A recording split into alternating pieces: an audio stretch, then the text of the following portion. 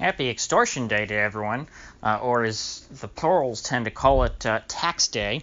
Today is the last day that you have to report to the government how much you made exactly, and how much you owe in taxes, which frankly should be a violation of the Fifth Amendment. Every American supposedly has the right not to engage in self-incrimination, yet if you refrain, you're in pretty bad shape in this society.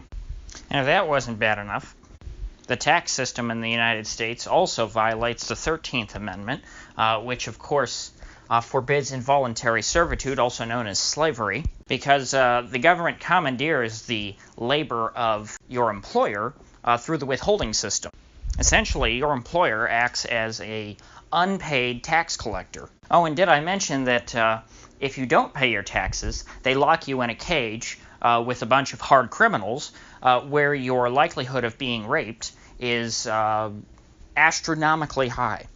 So if you don't go along with their extortion plan, I hope you like it up the rear. Of course, in Washington, April 15th is never a sad day.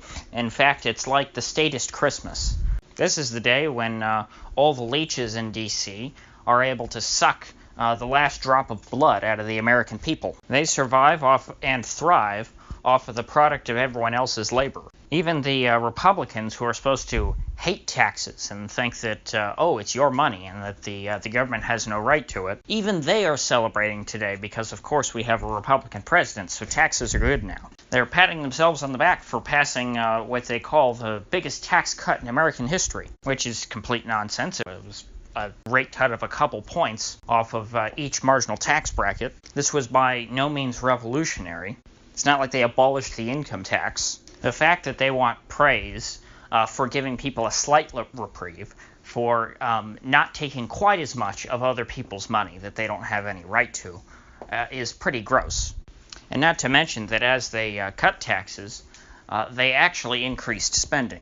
So in theory, all this debt that they're having to take out will have to be paid down by future taxpayers. So on net, what they've done really is increase taxes, because now instead of paying for things at present, at the current rates, they increased spending, which must be paid for by taxes, and then they borrowed money to pay for it, meaning that it will have to be paid later by taxes with interest. But of course, that'll never happen. The United States is never paying down its debt. All it ever does is service the debt, which means that the debt will continue to grow until the United States ceases to exist. But if that's the case, then why have taxes at all? We're told that, oh, the size of the deficit doesn't matter because everybody wants to own U.S. debt because it's considered so safe and secure. So it's fine. Washington can issue as much debt as it wants. It can borrow as much money as it wants. It never has to pay any of it back, blah, blah, blah. And in fact, the deficit this year is bigger than the whole budget was a few years ago. So it's not exactly unreasonable to say that the U.S. could borrow the entire budget and never pay it back. So then why not do that? If you're bankrupting the country anyway, why wouldn't you just lower taxes to zero, give everybody a tax holiday forever, and let's just enjoy the party before it all crashes and burns? I mean, really, how much sooner are we going to destroy the country's credit by borrowing I don't know, $1.5 trillion every year versus $1 trillion? I mean, if you just froze spending today and stopped increasing spending every year, but borrowed 100% of the budget, you'd probably be fine. Because think about it, if you did that a few years ago, we'd only be borrowing like $600 billion a year. But now we have multi-trillion-dollar budgets because the budget went up every year. Frankly, it seems to me like it is less unethical to defraud the rest of the world than it is to extort your own people.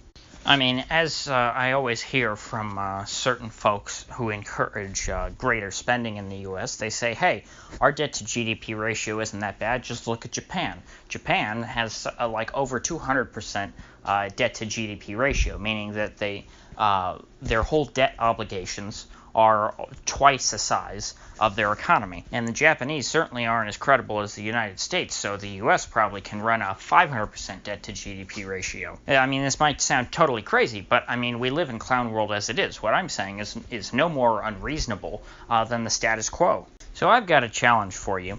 The next time you talk to any of your coworkers or friends or anything about taxes and filing your taxes today, just pose the question to them, why do we pay taxes at all if the government is already running a $1 trillion deficit? Isn't $1 trillion enough to run the U.S. government? It certainly was a few years ago. Just plant the seeds in their head and make them realize just how pointless the income tax is. Because the income tax, frankly, no matter how high it is, the government is still going to spend more than it because they can.